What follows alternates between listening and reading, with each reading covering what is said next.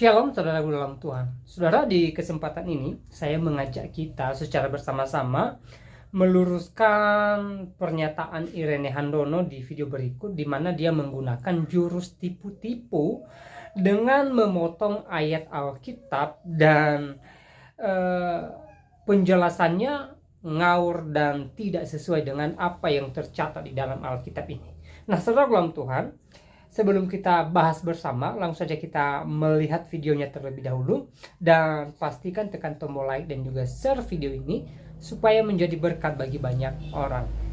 Oke Umi, tadi kan Umi sudah jelaskan dua daripada misi atau ajaran dari Yesus atau Nabi Isa alaihissalam. Nah ini yang terakhir nih Mi, yang Nabi Isa itu menubuatkan tentang kedatangan Nabi Muhammad SAW.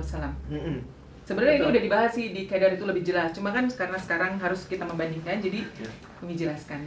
Jadi untuk lebih memperjelas, gitu kan, wawasan kita supaya bertambah, gitu ya. Jadi pertama kita lihat Taurat, yaitu di dalam kitab Ulangan pasal 18 ayat 18. Seorang nabi akan kubangkitkan bagi mereka dari antara saudara mereka, seperti engkau ini, Musa. Maksudnya kan seperti engkau ini. Jadi siapa? Kitab Ulangan ya Musa. Aku akan menaruh firmanku dalam mulutnya, dan ia akan mengatakan kepada mereka segala yang kuperintahkan kepadanya. Oke. Kedua, masih di dalam kitab Ulangan pasal 34 ayat 10.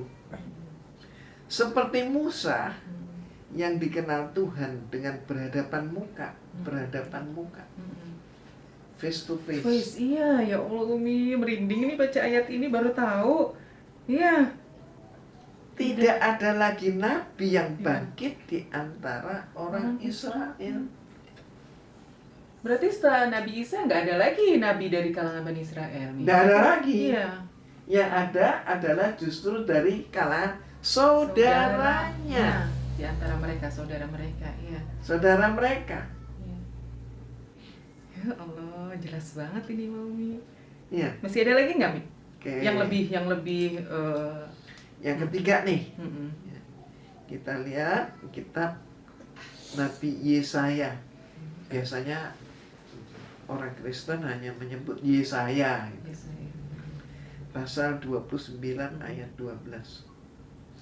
Dan apabila kitab itu diberikan kepada seseorang yang tidak dapat membaca, dengan mengatakan, baiklah baca ini, maka ia akan menjawab, aku tidak dapat membaca. Ya Allah Umi, ini seperti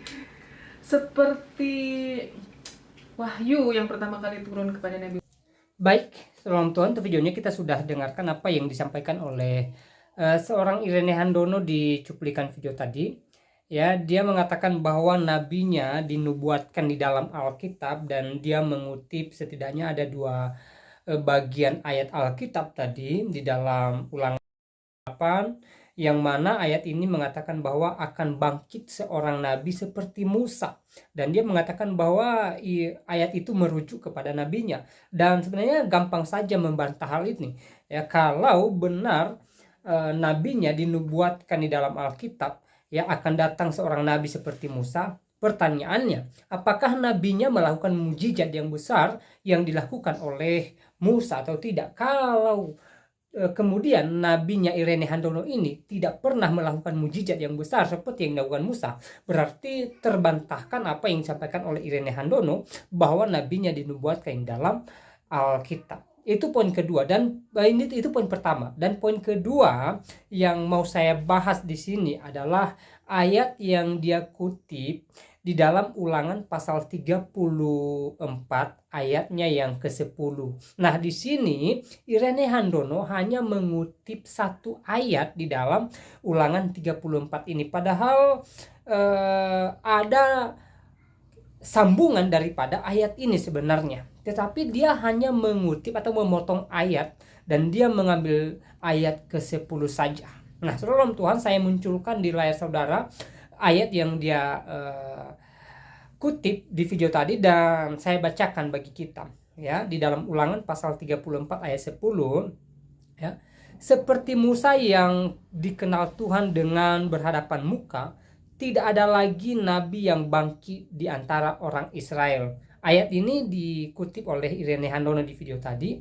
Dan saudara dalam Tuhan, perlu kita tahu bahwa ayat ini masih ada sambungannya, saudara dalam Tuhan, karena ayat 10 ini masih menggunakan koma, ya, bukan titik. Itu jelas, saudara dalam Tuhan. Saudara bisa perhatikan di layar saudara, ya, itu menggunakan koma. Harusnya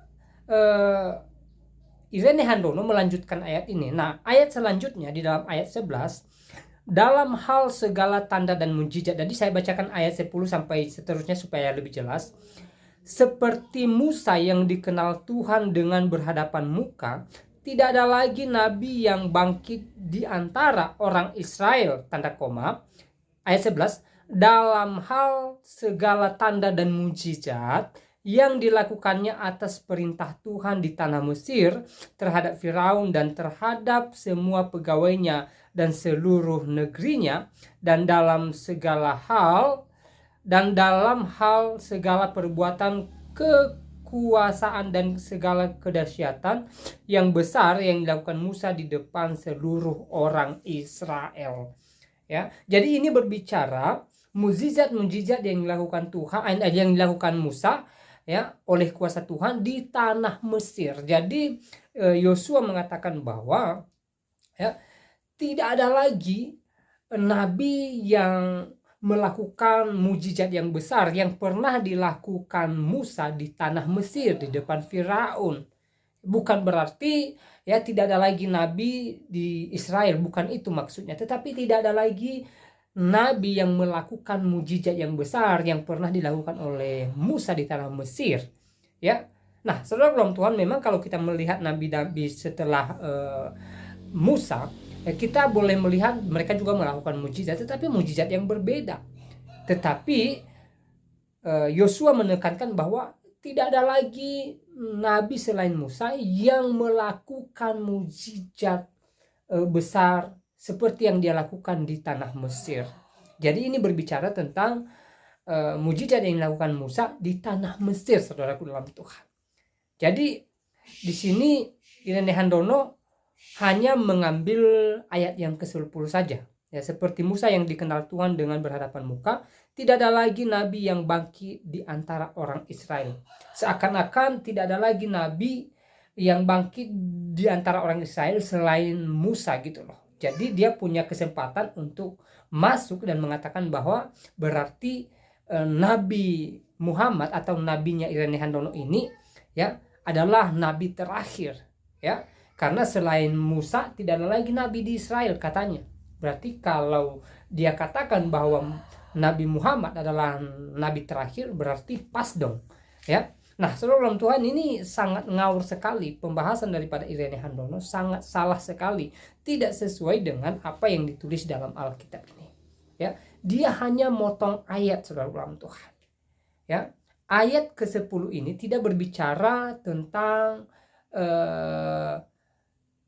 selesainya kenabian di Israel.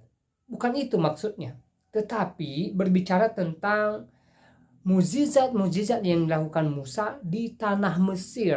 Jadi sekali lagi Yosua mengatakan bahwa tidak ada lagi nabi di antara Israel yang melakukan mukjizat besar yang pernah dilakukan Musa di tanah Mesir. Ini berbicara mukjizat, saudara dalam Tuhan.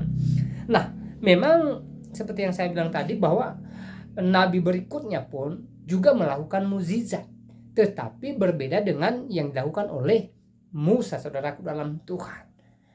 Ya, jadi tidak ada lagi nabi yang pernah melakukan mujizat yang seperti yang dilakukan oleh Musa. Tidak ada lagi. Walaupun nabi lainnya melakukan mujizat, tetapi tidak seperti yang dilakukan Musa, itu maksudnya. Ya, jadi jelas ya. Jadi dalam hal ini Irene Handono ngawur dan hanya menggunakan jurus tipu-tipu untuk mengelabui pikiran pendengarnya. ya. Jadi semoga kita tidak salah paham dengan ayat ini. Dan sekali lagi, apa yang dikatakan oleh Irene Handono mengatakan bahwa nabinya dinubuatkan dalam Alkitab itu sangat salah dan tidak sesuai, dan tidak ada nama Nabi Muhammad di dalam Alkitab ini. Dari Kejadian sampai Wahyu tidak pernah ada nubuat tentang Nabi Muhammad, tidak ada sama sekali, ya. Nah, saudara dalam Tuhan, selebihnya silahkan tulis tanggapan saudara di kolom komentar. Tuliskan tanggapan yang baik, yang positif, terutama tanggapan yang memuliakan Tuhan. Dan kiranya Tuhan Yesus memberkati kita semua. Shalom.